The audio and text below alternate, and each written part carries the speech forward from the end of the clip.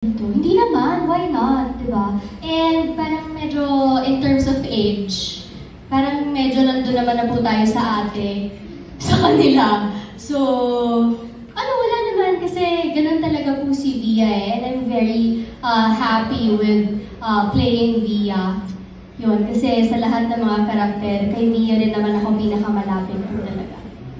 Paki-expound nga yung yung tungkol sa role mo, paki-explain lang yung role.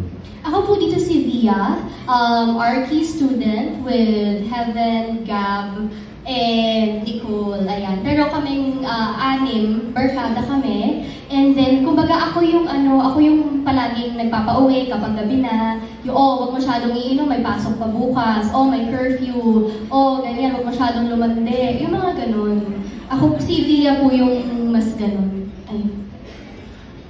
Lahat tayo may kaibigan na ganyan, di ba? We need them. Saka si Via po yung parang mas neutral yung parang neutral ground between between Kiera and Luna.